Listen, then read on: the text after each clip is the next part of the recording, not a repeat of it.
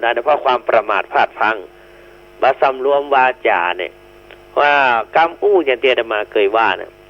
เมื่อก่อนเขาจะอู้เนี่ยเขาเป็นนายมันอู้แล้วมันเป็นนายเขาแต่ถ้าอู้ไปแล้วบางคำมันบรรทุกบรรต้องเนี่ยต้องไปเกิดในภพภูมิทั้งนั้นที่เกิดมาเป็นตู้เป็นพระรักษาศีลภาวนามาอย่างดีมีร่างกายพุทธพองเหมือนดังพญาพรหมแต่ว่าปากเป็นหมูเว้ย ปากจูเนี่ยเนาะถูกตบปากบุญพื้ลือไปเถียงพระอินทร์เนาะพญาอินทร์ตบปากเขาปากบุญพื้ลืออันนี้ได้ไปเกิดไปก็เพราะว่าไปว่าบดีบดักคือครูบาอาจารย์สำรวมมันนะวาจายะสาวโรสาธุการสำรวมวาจาเป็นสิ่งที่ดี มาฟังแถมต่อดูแถมเปรตอีกฝูงหนึ่งมีร่างกายงดงามน่าดูน่าชมราวกับเทพพยดาแต่ว่าไม่อวัยวะส่วนหน้าส่วนปากของเขานั้นกับมีกลิ่นเหม็นเน่านักหนามีหมูนอนหลายมือมุกนอนมากลายไตยั่วเยี่ยเจาะกินลิ้นกินในตาของเขาอยู่เป็นนิดที่เป็นเช่นนี้บางคนนะโยมญาติโยมกรรมบางอย่างอาตมาก็มีเหมือนกันหรอตื่นเช้ามา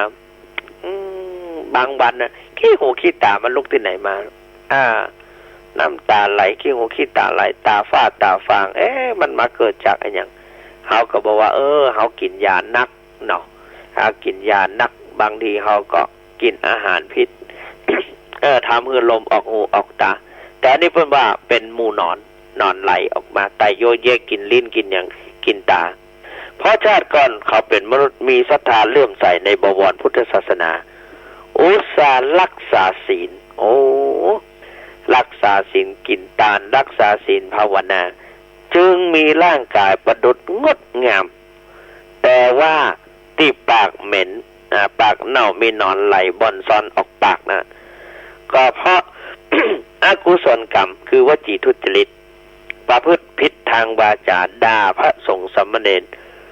เจ้ากูผู้ทรงศีลเป็นอุดมเพศเหตุทรงไว้ซึ่งเพศอันประเสริฐอันสูงสุดอกุศลนั้นชุดกระชากลากเขาไปถือกำเนิดเป็นเป็ดเสวยกรรมอยู่อย่างนี้แหละบางคนนะ ก็เขาแปลกเหมือนกันบางคนในปีฐานะจักเดียดทำบุญอยู่นะทำบุญอยู่ปากว่าเป็นเลยคราวนึงไปฉันที่ในกรุงเทพวันนั้นอาจารย์หาออดไปตัวเนาะพ่อมาเก่งอกเก่งใจเป็นไม่ยิงว่าชักมาหาออดเป็นลวกกินได้ไหมลวกเฮาก็แกนใจต่างท่านมหาออดก็น่าชื่นชมคันติยิ้มแย้มแจ่มใสดีฉันได้เป็นลวกนะฉันได้อยู่แล้วฉันได้องค์อื่นฉันได้อาตมาก็ฉันได้รับหลังมาฟังโยมคนนี้ป้อมมือเกียรติกันสักหน่อยเฮาก็เป็นพระสงฆ์เฮาอินดูเขาเนี่ยท่านเปิด8ประโยค8ผ่านมาเพื่อสอบได้ประโยค8เนาะเปิด8เลยคือตุลุงคนนี้เราอีกนะตุลุงเราเนี่ยเปิดเอามาอาตมาพอเลื่อนดูแล้วยังมีวิธีใดไปเตือนเพื่อเฮาอินดูมันเตือนมาได้แล้วเนี่ยเคยบอกให้เตือนแล้วมันฟังส่วนแล้วแต่ตึกนะอันนี้ก็คือบางครั้งพระก็มีเมตตาไผว่าอย่างก็ดีครูบาอาจารย์เขาก็สอนกันมาต่อเนาะต่อกันมาอดไว้เถอะทำไมก่อนได้เพิ่นสอนหรอกถ้าหากว่ามีความโกฏะขึ้นครูบาอาจารย์เพิ่นว่าอย่างโกฏะขึ้นเนี่ยคือขอดผ้าจีวรหรอขอดแจงผ้าจีวรขอดติ๊กขอดเป็นปมโกรธมากๆเก็บคำกดคำด่าเขาว่าใส่ให้มุมจีวรมัดขอดไว้กันพอจิตเฮาใส่ใจเฮาเบิกบานแล้วเอามาแก้พอตะกี้เฮาขดว่าที่เขาว่าเอาขอดไว้ตรงนี้จะมันหายบ่แล้วมีล่ะมันไล่แต่ถ้าเอายึดถือเฮาก็จะเดือดร้อนมีเตือนหนึ่ง สมัยก่อนหลวงพ่อสมัยก่อนพวกเราบ่ได้จะเครียดนี่สักอย่างสร้างวิหารหลังใหญ่ๆปกครองพระเนรขออาหารพอกินพ่องบักพอฉันพ่องเนี่ยมันก็เลยบางทีมีที่ลงที่ไหนก็มาลงคนใกล้ชิดเขาก็เลยคอดผ้าสีแจงผ้าสีแจงสมัยก่อนเพื่อจะมีคือเนาะ มีผ้าสีแจง ไปคนผืนเอาไว้รับประเคนก็เลยเอามาขอดเพื่อก่อนนั่งต้องดอกตะเกียงเจ้าพายุอยู่ข้างๆเวลาด่าเขาลึงตึงตังเขาก็นั่งฟังบะปากบะจ๋าแล้วก็ขอดผ้าตัวไปเวลาเปิ้นก็มีคำต่อก้อนอย่างจำบะอู้อย่างเปิ้นใจอันใดก็ทำเปิ้นอย่างเปิ้นอู้อันใดก็ครับผมเก็บกอยจ้วยเปิ้นกวาดขี้เศษดอกไม้ดอกกระดาษที่มันกระเด็นออกมาเก็บใส่ขันได้คือกระทนแล้วก็ เปิ้นใจดีเปิ้นอู้อย่างเปิ้นไข้หัวมาแล้วแก้พอมีหรอแต่ก็แลพอชำเลืองอัตตาลอดเป็นตามาเปิ้นต้องดอกเปิ้นก็ลอดเป็นตามองลอดเป็นตาน่ากลัวแต่ก็อดพออยู่ใกล้แล้วมันกลัวไปละแป๊กนะเฮาอยู่ใกล้งูสวกคนอื่นเพิ่นบ่กล้าเข้าใกล้เฮาเป็นเจ้าของมันก็บ่ควิดเฮาพอเข้าน้ำมันกิน เฮาอยู่ใกล้คนพอดีผีบ้าลมเนี่ยเปิ้นห้องพวกมูลผีบ้าเวลามันปดมันเป็นมันขึ้นมานะมันไล่ฆ่าคนไล่เอามีดฟันคนลูกเพิ่นก็มี 2-3 คนมีลูกสาวคนพ่อชายคนเมียมันก็มีมันก็ไม่อย่างคือเปิ้นหรอกมันก็กำมีดขึ้นฟันท่านฟันนี่มันก็บ่ฟันลูกฟันเมียมันบ่ฟันแต่ถ้าคนอื่นแล้วมันไล่ไล่เอาจริงเอาจังเอามีดไล่ขว้างมันคนก็กลัวกันไผซอยนั้นไผบ่กล้าไป แต่ว่าลูกของเปิ้นมันเยอะลูกของเปิ้นเอาเข้าอย่างเมื่อกินก็กินเมียดาขันตกมาเข้ามากินก็กินแปลกเหมือนกันเนี่ยเขาก็อยู่ใกล้ครูบาที่เปิ้นสกเขาก็บอกว่าแก่พอมีเพราะเปิ้นอดได้ยังบ้าแหวงตะกี้ตะลงด่าผมด่าว่าไอ้เนาะผมโคตรขนาดน่ะผมขอดไว้นี่มันมีใครมาสอนคิงวะเจ้าบ้านเลยนะฟ้องกันได้คิดไปแย่มซ้ำนะฮะกับว่าคิงละเอ็นแกก็ได้กับมาโคบเพื่อกับปะว่าอย่างนี้วิธีแก้เคล็ดมันนี่ก็มาอู้ถึงแต่ว่าเปิ้นตายไปแล้วก็มีเปิ้นก็ไม่ได้เป็นคนนะเปิ้นศึกษาแหวงอด3เติบเป็นเจ้าอดเก่าเติบเป็นครูบาอาจารย์ตุนอ้อยตุนตันถึงกาลเวลาหาความหวานบ่ได้เอาสตางค์ไปอยู่หาบาทเตอว่าแหวงเอ้ยนะเปิ้นแฮกเอาสมัยก่อนตอนที่เปิ้นป่วยใหม่ๆเปิ้นพยายามเหนี่ยวลังไปอยู่แต่เปิ้นข้าอยู่คนเดียวข้างอแบ่งไว้อยู่แต่ข้าเด้อเขาก็บอกว่าป่านมาบ่ได้มาบ่ได้ผมออกไปแล้วผมก็ต้องขึ้นต้นไม้ต้องให้มันสุดยอดกันนะตุลุงเนาะเนี่ยตุลุงต้องการให้ผมขึ้นต้นไม้ถึงยอดไหมก่อนเนี่ยกว่าเขาจะถึงยอดเปิ้นตายไปหั่นล่ะมาจันสักกับเสียดายแต่ว่าวันรุ่นมาเกาะเดี๋ยวนี้พวกปกติเนี่ยวันรุ่นก็จะไปแปลงอนุสาวรีย์คือปั้นหุ่นเปิ้นมีสตังค์เล็กสน้อยก็จะปั้นหุ่นเปิ้นไปกราบไหว้ลูกเต้าเหล่าหลานเปิ้นมาสักการะบูชาก็จะได้กราบได้ไหว้หูเปิ้นเหมือนกล่าวว่าวัดแห่งบ่อหินหรือวัดใหม่บ่อหินของอาตมาเนี่ยจะปั้นรูปครูบาอาจารย์ไว้3รูป 1ครูบาวัดพระพุทธบาทตักผ้า2ครูบาปัน3หลวงพ่อทองครูบาพระบาทตักผ้าเปิ้นมรณภาพไปแล้วครูบาปันก็มรณภาพไปแล้วแต่ว่าหลวงพ่อทองเปิ้นยังมีชีวิตอยู่ก็มาปั้นเตื้อกันเฮาตายก่อนก็แล้วกันไปก็บางทีก็อาจจะปั้นเอาน้อยเหลือหรือว่าใหญ่หรือตัวเปิ้นอนุสาวรีย์เนี่ยปั้นเต้าตัวเก่าบ่ได้นะปั้นเต้าตัวองค์เปิ้นเต้าแป๊ะเนี่ยบ่ได้สักหลายเขามาอู้ให้ฟังว่า พระบาทสมเด็จพระพุทธเจ้าหลวงทรงให้นายช่างปั้นพระรูปเหมือนเปิ้นเต้าองค์จริงเต้าพระองค์แล้วก็เอาทรงประทับหลังม้านั้นสมัยเสด็จไปทางยุโรปทางยุโรปที่ประเทศล่าอาณานิคมนะล่าอาณาจักรสหาเมืองขึ้นพระบาทสมเด็จพระเจ้าอยู่หัวเขาก็ไปแอวพอดีก็ พระบาทสมเด็จจุลจอมเกล้าเจ้าอยู่หัวไปเจริญสัมพันธไมตรีต่อชาติต่างๆเพื่อป้องกันบ่ให้ประเทศมหาอำนาจมารุกรานเอาเมืองไทยเป็นประเทศเมืองขึ้นของเปิ้นก็ไปแอวก่อนจะไปนั้น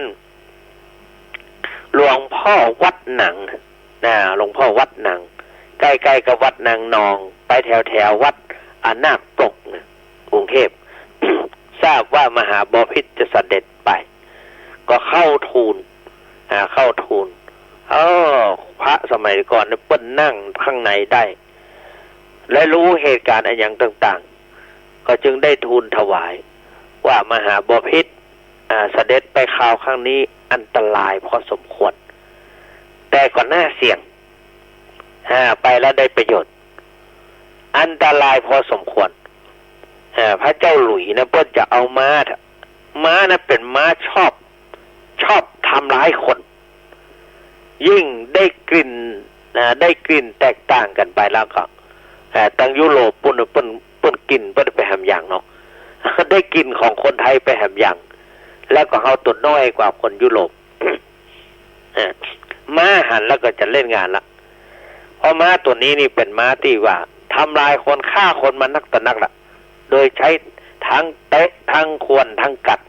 ตายมาหลายรายแล้วแต่มหาบพิตรไปข่าวครั้งนี้จะไปรอดโดยสวัสดิภาพแถมยังจะได้ขี่ม้าตัวนั้นแถมพระพุทธเจ้าหลวงก็บอกว่าก็เมื่อคนอื่น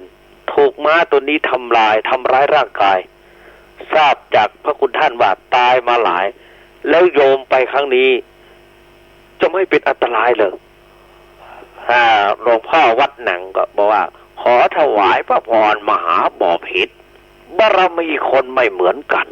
พระองค์นี่ฟ้าส่งมาเกิดเป็นเทพจากสวรรค์ลงมาจุติมาจากสวรรค์มาปฏิสนธิในไทยสยามเพื่อช่วยชาวสยามโดยเฉพาะว่างั้นได้กำลังใจแล้วเขาเพิ่งรู้ว่าเข้ามาจากสวรรค์แล้วเนี่ยขอถวายพระพรแต่ไปข่าวครั้งนี้อาตมะนี่อาตมะจะมีพุทธคุณถวายพระองค์ไปด้วยไม่ทราบว่าพุทธคุณนั่นคืออะไรแล้วก็ เขียนอักษร3 ตัวในหลวงรัชกาลที่5ไปจุลจอมเกล้าเจ้าอยู่หัวเสด็จไปพอไปแล้วประกาศพระเจ้าเจ้าเมืองแห่งสยามมาดีข้าพเจ้าดีใจจริงๆนี่ที่พระองค์เสด็จมาเยือนมาในคราวครั้งนี้ไม่มีอะไรฝากมีอัสดรตัวหนึ่งมาอัสดรตัวหนึ่งจะถวายแก่พระองค์เพื่อเป็นสักขีพยานเพื่อน้ำใจไมตรีอันสูงส่งแต่ว่าม้าตัวนี้ตามปกติก็ได้กลิ่นของคนทางยุโรปนี่นะคนทางยุโรปกลิ่นก็ทางพระองค์ก็คงไม่ค่อยได้กลิ่นก็กลัวว่าจะเป็นอันตรายหากว่าพระองค์ไม่กล้าก็ไม่เป็นไรแต่ถ้าหากว่าเป็นม้าคู่บารมีพระองค์ก็เชิญพระองค์ไปทรงประทับได้ขอให้ทรงมีชัยก็แล้วกันรัชกาลที่5รู้หมดละโอ้โหแต่อย่าเล่ตื้นฉันรู้มาก่อนแล้วเพราะว่าพระองค์ข้าจุติมาจากสวงสวรรค์รู้ความคิดของเจ้าหมดแล้วแต่เขาไม่พูดหรอก เสร็จแล้วได้หลวงรัชกาลที่5ก็ถือย่าฟ้อนไปยื่นมามาในหูตกหูลู่หายากมาหูลู่หูตกเดินเข้ามาอย่างนอบน้อมมากินหญ้าแล้วก็น้อมกายมาพระเจ้าอยู่หัวและพระเจ้าพระบาทสมเด็จพระพุทธเจ้าหลวงได้ประทับคันเสด็จกลับมาแล้วสร้างความอัศจรรย์ใจคือกับพระเจ้าหลุยที่เท่าใดก็ยังมูนะลืมไปละได้มาตัวนั้นมาพอมาแล้วก็เรื่องมันเป็นยังไงก็มูให้จะตายกันยังได้มูนะก็เลยนายช่างปั้นหล่อมาเท่าตัวจริงเท่าตัวจริงที่ลานพระบรมรูปทรงมาหล่อพระรูปของพระองค์เท่าองค์จริงทุกประการขึ้นประทับแล้วก็คือทำเป็นแท่นอนุสาวรีย์ไว้วันที่สัตเชิญม้าหุ่นม้ากับหุ่นอนุสาวรีย์ของเปิ้นขึ้นไปพระสมเด็จพระเจ้าอยู่หัวทราบว่าสมเด็จพระพุทธเจ้าหลวงไปเป็นประธานประกอบพิธีเชิญขึ้นมาแล้วโยมจ้ามานานพระองค์ก็สวรรคตอันนี้หลายหนึ่งละคนคือข้อคิดว่าเต้าตัวจริงนี่มันดีเต้าตัวจริง แต่จากนั้นมาก็มาชาวนานี่เนี่ยแต่ก็หลายปีนะแกนะมาชาวนาได้ไปเทศที่วัดบุญรอดเขตพระโขนงปัจจุบันนี้เป็นห้องเขตประเวศเขตประเวศไปเทศโอ้ก็วัดบุญรอดนี่เป็นวัดที่คนเหนือไปสร้างคนป่าสร้างหลวงพ่ออินทนนท์หลวงพ่อนนท์ไปสร้างวัดบุญรอดโอ้เป็นวัดเดี๋ยวนี้เป็นวัดโอ้มีพระครูมีอย่างมีพระเนรอยู่นักคนเหนือเอาไปสร้างวัดที่ในกรุงเทพนักอย่างวัดทุ่งสาธิตเนี่ยเป็นทุ่งนานะก่อนหลวงพ่อสาธิตหลวงพ่อศรีนวลเป็นคนป่าสร้างนะไปสร้างไว้เป็นคนบ้านหวายป่าสร้างตะวันออกเฉียงใต้วัดพระพุทธบาทตักผ้านะเป็นคนป่าสร้างโดยกำเนิดอาจารย์นนท์ก็เป็นคนป่าสร้างโดยกำเนิดแล้วก็หลวงพ่ออย่างมอเดอร์กเนอร์เป็นคนที่สัปตองเนี่ยไปสร้างวัดทุ่งลันนาขึ้นโอ้สร้างคนเหนือเขาไปสร้างวัดต่างในกรุงเทพนะประเดี๋ยวนี้กลายเป็นพระอารามหลวงไปก็มีอย่างวัดทุ่งสาธิตวรวิหารนี่เป็นวัดเป็นพระอารามหลวงจันตรีชนิดวรวิหารไปสร้างเต้ากับวัดพระธาตุสีจอมทองวัดพระอารามหลวงชนิดเดียวกันเต้ากันฐานะเต้ากันนั่นนี่ก็คือไปสร้างไว้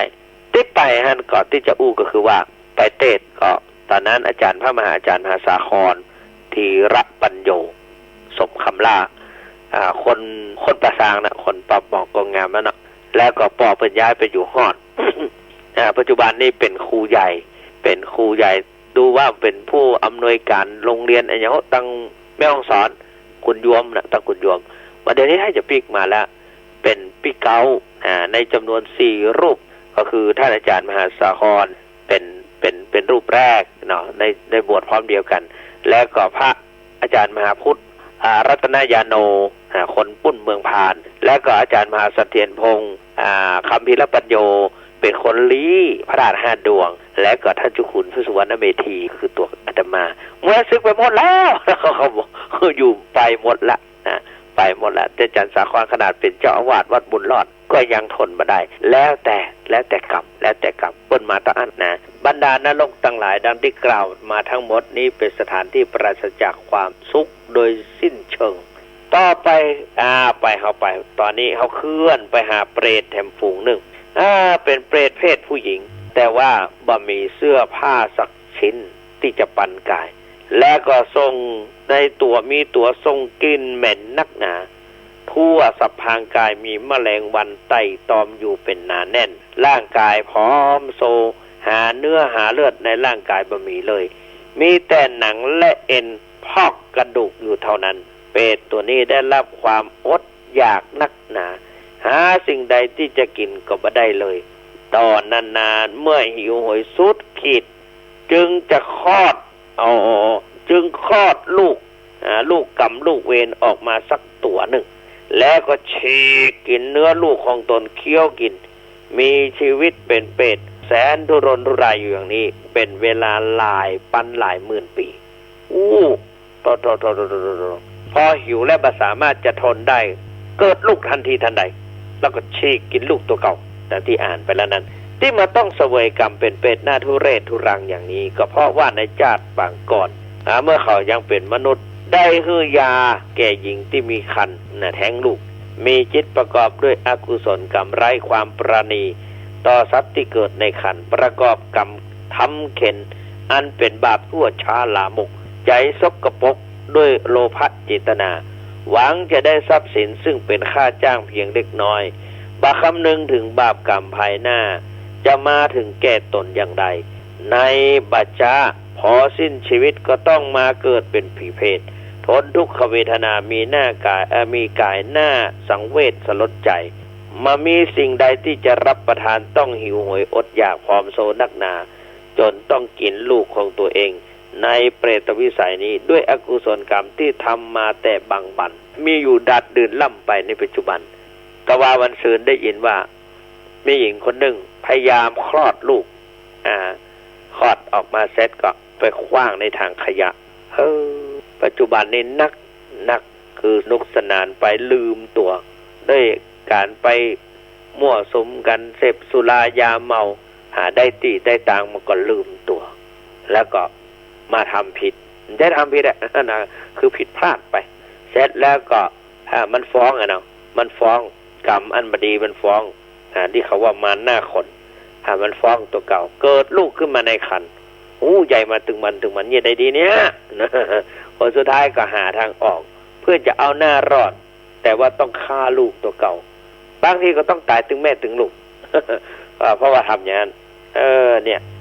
แล้วก็มีคนรับจ้างเคยได้ยินมาว่าบางคนเนี่ยไปชอบบีบชอบรีดไปฆ่ามันคือเป็นหลอดออกมากำเนิกฟังตัวเนี้ยนะจะต้องมาฆ่าลูกตัวเก่ากินลูกตัวเก่าพร้อมสูงอย่างนี้นะแล้วต่อไปว่าซ้ำเปิดมาดีเดี๋ยวฟังขึ้นน่ากลัวกันเนาะไปมาแล้วก็เกิดความกลัวขึ้นมาแล้วก็จะมาทำนะฮะบางคนก็ถามว่าถ้าทำไปแล้วเมื่อก่อนมันโมโหเรียนยังไงดีท่านเขาก็จะแก้กรรมได้ก่อนพระเจ้าขอกรรมมุนาพัตติโลโกสัตว์โลกย่อมเป็นไปตามกรรมก็มันทำความดีไว้กันแล้วกันเนาะเพราะว่าสี่เท้ายังรู้พลาดนักปราชญ์ยังรู้พังคนมาได้ระวังก็ย่อมเป็นธรรมดานะก็มีคนเคยมีสมัยก่อนตอนอยู่ที่ไหนมาบอกมีเพื่อนคนหนึ่งทำผิดพลาดจนศีลขาดมาใจเป็นตุเจ้าแต่ก็นุ่งห่มเป็นตุเจ้าเข้ามาบอก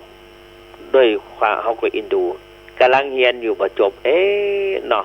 จะบอกซึกเฮียก็หางเฮียนประจบกำลังปี2ปี3เฮียนก็ได้เกรดจัดดีนะเฮียนเก่งกว่าเฮาได้เกรดมาอย่างน้อยได้เกรด B ได้ B บวกซ้ำยังต่ำนะได้ B บวกเฮายังมี C มี D เลยบางวิชายังได้ช่อมได้ซ่อมได้ช่อมมันคือแปลว่าเป็นช่อมได้ซ่อมสันสกฤตได้ซ่อมเนี่ยคณิตศาสตร์ซ่อมเนี่ยวิทยาศาสตร์ได้ดีเนี่ยเกียรตินิยมต้องถึงอะไรนี้จะผ่านมาผ่านแล่2 ปีที่2จะขึ้นปีที่3จะผ่านก่อนอีกนะอันนี้ก็เป็นปัญหาเพราะฉะนั้นก็เพื่อนคนนี้เขาเก่งในด้านการเรียนแต่ว่าการที่ผิดพลาดนั้นมันจะผิดพลาดอะไรอย่างมีนักเรียนมาขายหนังสือพวกผู้หญิงแต่งตัวมาขายหนังสือ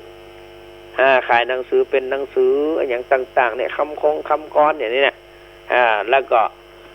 บุคคลสำคัญในโลกของโลกเนี่ยรวมๆกันเนี่ยเพื่อนชอบเนาะเวลาได้หนังสือดีๆมาคือฟังหนังสือดีอย่างอย่างวันเดียวเนี่ยอาตมาได้ไฮสไตล์นะไอสไตล์เนี่ยเขามาถวายจะเขาละโยมสุภาพรโยมแหนงร้านนั้นถ้าขว้างในตัวเมืองเชียงใหม่ซื้อมาถวายหลายเล่มเบิดหนึ่งแล้วก็มีอย่างนั้นก็อย่างก็เปิดห้องว่า7 อุปนิสัยให้วัยรุ่นเป็นเลิศเนี่ยก็หันว่าเจ้าคุณสุวรรณเมธีเป็นนักเทศน์นักสอนก็หนังสืออันนำสมัยมาแล้วหนังสือที่นำมาเสนอเนี่ยก็ไม่ได้ซื้อ เคยได้ซื้อสักเตือกก็ไปกรุงเทพหมูปิดจะได้ไปในงานศพของเจ้าพระคุณสมเด็จพระพุทธชินวงศ์เปิ้นก็ไปกันหลายๆนะ แต่ปรากฏว่าเปิ้นมาถามใครชื่อพระครูอาทรสุวรรณโมลีคะอาตมาอยากนี่เนาะมีหนังสือถวายท่านค่ะเนี่ยมาขอเป็นพระพรหมโมลียาวิราชยานวโลประเด็นธรรม9 ประโยชน์โลกทิปนิเป็นกล้องนะเป็นกล้องมีอยู่หลายเล่มเจกนอซาสีโงลักหลายเล่มนับมันอยู่ไกลตาบาหันที่1 2 3 4 5 6 7 8 9 10 11 เล่มประมาณ12 เล่มนี่แหละ เอามาถวายกึดอยากจะเอามานักก็นักเขียน่าจะส่งไปถวายเชียงใหม่ใส่ทางไปรษณีย์ไปก็ดีเนาะเนี่ยเราต้องหิ้วมา ใส่หลังหิ้วมาสายยางอย่างเพื่อห้องยางอย่างก็ฟางเชือกฟางมันบาดมือจนมือดำเนี่ยมือเกี่ยวกับดำมันบาดมือเนี่ยแต่ก็มีเป็นประโยชน์เอามานั่งอ่านในขณะที่ว่าบ่ได้เรียนบาลีละเมื่อก่อนได้มาบ่ได้มีโอกาสได้อ่านเพราะว่าวันก็กุมกับแปลบาลีบุตรแปลอย่างหนึ่งบุตรท่องอย่างหนึ่งมาเดี๋ยวนี้มันได้แปลบาลีละก็เอาเฉพาะที่สำคัญเอามาอ่านมาอย่างก็ไปเตือนไปครั้งไปข่าวเดียวนี่นะ มานั่งคิดอายุเขาสักตั้งแต่ใดเนาะจะอ่านหนังสือเสี่ยงวะเนี่ยเป็นตู้ครับล่ะเป็นตู้กูอ่านหนังสือบ่หมดโอ้นั่งอ่านแต่ร่างกายก็บ่สู้ไงเนาะโอ้ใครอ่านแต่ก็มีงานอย่างอื่นไปเหียแต่ก็ตั้งใจว่าจะอ่านจากนึงมันเสร็จวางโครงการวางโปรแกรมไว้ดีๆโครงการไว้จะดีอย่างอื่นเข้ามาเห็นลืมไปอย่างนะขี้ฝอยได้ นี่เอาต่อไปกรรมตี้เพราะว่าไปทำอย่าอู้ตะกี้ประสบสกรรมตีเปื่อนได้เกรด B บวกขึ้นไปแกก็มาน้อยอกมองใจทำนองให้คิดบดีจะฆ่าตัวตายปัญญาทำนะเขาก็เลยเพื่อจะรักษาชีวิตคนแต่ก็แนะนำไปในทางพิจารณาว่าถามว่าเคยดูหนังจีนไหมเคยดูบอกว่าหนังจีนเรื่องหนึ่งนะตอนนั้นจำได้เนาะฮ่องเต้เนี่ยตอนเมื่อก่อนเนี่ยถูกไล่ฆ่าไล่ตายถูกไล่ฆ่า ต้องละหกละเหินไปอยู่ส้มซานไปอยู่ต่อจากนั้นก็ไปอาศัยคนเพื่อนคนหนึ่งเพื่อนคนนั้นก็ช่วยเหลือเกื้อกูลฝึกวิทยายุทธด้วยกันส่วนสุดท้ายเพื่อนก็ยอมมาต่อสู้เข้าสามารถชิงบัลลังก์คืนได้สถาปนาคือเป็นฮ่องเต้มันเข้าหลงอำนาจหลงอำนาจแล้วก็เพื่อนจะมาอย่างต่างๆมาอย่างก็หาว่าเกินอำนาจขอเป็นองค์ขอเป็นอุรสวรรณเจ้าฝืนเจ้าก็บังอาจมาสอนข้าทหารก็จะเราไปประหารฝ่าบาททำอย่างนั้นไม่ได้นะกรุณายกโทษขอไม่รู้ขอเป็นอุรสวรรณก็เลยมาผิดเขาไม่ผิดขอเป็นอุรสวรรณพระยานท่านก็จงบอกว่าข้าไม่ผิดข้าเป็นอุรสวรรณสวรรค์ต้องการอย่างนี้ อยู่ต่อไปจะสอบได้ปริญญาตรีเกียรตินิยมแล้วเดี๋ยวนี้ศึกไปละโป้นไปละเขาก็ถ้าถามว่าท่านเป็นบาปก็เป็นเหมือนกันละแต่ก็มองว่าเยอะได้นะเพิ่นจะจบอยู่หันละขึ้นปี3จะขึ้นปี3จะขึ้นปี4ละแต่มันพลาดท่าที่พลาดท่าว่าอย่างเขาเอาหนังสือไปขายเหอะบอกว่าเป็นนักเรียนอย่างนั้นเอาหนังสือไปขายเพื่อเข้าเรียนกันตัวบ่เข้าเรียนแอบไปขายนั่นน่ะไปมามันมีหลายอาชีพเอาหนังสือบังหน้าแต่หนังสือมันได้กำไรน้อยก็เลยอย่างว่านั่นน่ะก็ทำให้เปื้อนพลาดไปแล้วแกก็ยอมรับตัวเดียวนั่นน่ะแต่ว่าตัวเดียวก็คือขาดบางครั้งเนี่ยเพราะว่าสิ่งควรหลีกคือความชั่วสิ่งควรกลัวคือความผิดพลาดนี่ผิดพลาดนะแก้ยากนะสิ่งอุบาทคือความขัดแย้งสิ่งร้ายแรงคือความมัวเมาสิ่งควรหลีกคือความชั่วนะเขาเป็นสิ่งที่บดีบัธรรมเว้นหมาคือปอศอกเว้นวอกคือปอว่าเว้นสิ่งที่ปาลาบาปใบเว้นไก่ร้อยโยชน์พันโยชน์นะพุทธครูบาอาจารย์สอนเราครูบาปันนั่นแหละสอนบาปันก่อเสลียมสูงนะสอนแหวกวินมาคือปอสองวินวอคือปอว่าวินปะคุณปาลาบาใบร้อยโยชน์พันโยชน์นะบักเวลาจะออกไปสอนอันหรอกครูบาบาตะภาสอนว่านะแหวงมึงจะไปอยู่กรุงเทพกูขออย่างหนึ่งได้ขออย่างมึงจะไปหายจะไปสุกซนปีนไปกำแพงเนอะกุดไปสุดต่างเอาครูบาก็โหเอาขึ้นต้นไม้ขึ้นมาได้มีกิ่งมีง่านี่กำแพงมีกิ่งมีง่าเขาจะขึ้นได้อย่างนั้นล่ะเขาก็บ่เคยไม่ได้ใส่อันขึ้นไปขึ้นมาไปคำสอนว่าจะไปนอกกฎระเบียบของวัดของวาเปิ้นเนอจะไปก้าวกายจะไปข้ามกายรักธรรมวินัยเนอคืออยู่ในกรอบเนอเหมือนกับว่าวินัยเป็นรั้วหรอกรั้วกั้นความผิดพลาดถ้าเอาไปปีนป่ายหัวปานป่ายกำแพงก็แสดงว่ากล้าล่วงละเมิดศีลธรรมวินัยค คนสมัยก่อนเพื่อสอนอีเนาะแต่ว่าสอนอีทั่วไปขับบ่ฮู้เรื่องก็มีเหมือนกันนะกว่าจะได้กึดได้พุทธหลายปีเนี่ยมึงจะไปปีนป่ายกำแพงเนยนะโอ้ไอ้หยังเนี่ยนะขับแล้วก็ออกไปก็งงไปสุดทางแล้วก็คำสอนนี่เวลาอย่างเพิ่งก็กึดถึงครูบาพระบัตรภาคก็คำสอนอันเนี้ยโซดเข้ามาต่อมาถึงจุดหนึ่งอ้าวง่ายเงียบกำแพงนี่ก็เดียแต่เขาก็ไม่ได้ก้าวไก่ไม่ได้ปีนป่ายกำแพงเดียจึงมีวันนี้ได้มีเปรตจำพวกหนึ่งไม่มีรูปร่างเหมือนสัตว์ที่มีชีวิตทั่วไปแต่เป็นรูปก้อนเนื้อเป็นจีนเป็นตินจีนตินใหญ่พ่องตินน้อยพ่องกองอยู่เป็นย่อมมีแร้งมีกามีนกตะกุมเข้ามากินอยู่ในโลกเปรตจิกกินอย่างวุ่นวายเนื้อก้อนนั้นได้แต่ร้องครวญครางโอดคือมีเสียงดังขึ้นมาเนาะนะแต่มันมีปากเมียง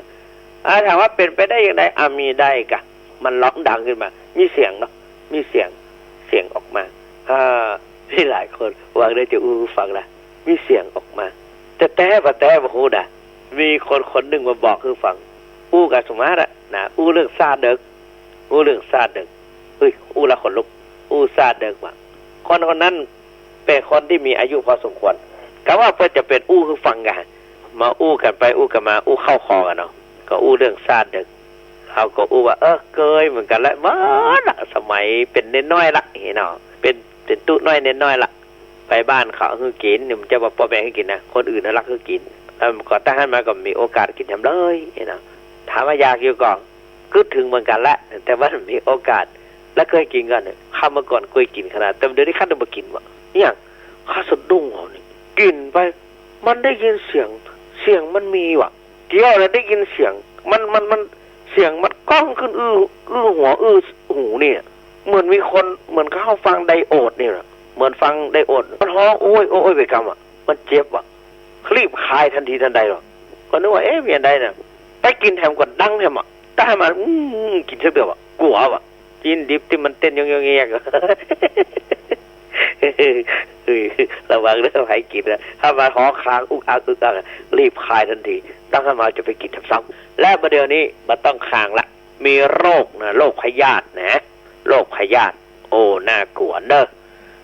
ไอ้สุชาติอาริยะเนี่ยชาติปริยะเนี่ยเปิดมาคือฟังทุกพี่จะไปกินแทะสุชาติเนี่ยเปิดเป็นคนที่ซื่อสัตย์เป็นคนตรงเนี่ยเข้ามาพี่จะไปกินแทะมาวันใดมากันกลัวทุกพี่ไปกินลาบกินซ่าเนาะพยาธินักขนาดเดี๋ยวนี้วะสั่นเงินกลัวแต่แม้แต่พักแว่นก็จะไปกินเนอะมีพยาธิในตับอีกมันน่าจะมีสักน้อยพักแว่นเขาเนี่ยวะปูน้อยจะไปกินแตะปูน้อยดิบหน่อยเนาะโรคพยาธิมันมีก็หาบอกคือ 2-3 วันเนี่ยสิ่งรอบกายเขาเป็นอันตรายไปหมดแต่ประเด็นนี้เขาก็ว่าเขาอยู่ในระหว่างอันตรายกับอาหารปฏิเตอร์หลวงพ่อทองหลวงพ่อเจ้าคุณพระเทพสิทธาจารย์เนี่ยหลวงพ่อทองสิริมังคโลเจ้าอาวาสวัดพระราศีจอมตองเนี่ยพระบอกระวังเนอะคนเอาจะเจ็บไข้ได้ป่วยนะ 1. เปลี่ยนแปลงฤดู 2. อาหารนี่อาหารชั่วแตะประเดี๋ยวนี้นะเกิดความเจ็บไข้ได้ป่วยสั่งสมโรคไว้มีหลายอย่างในคุณจุชาติอริยะเนี่ยบอกคือเมื่อกี้วันนี่แหละนะบอกมาทุกพี่โรคนักขนาดอะไร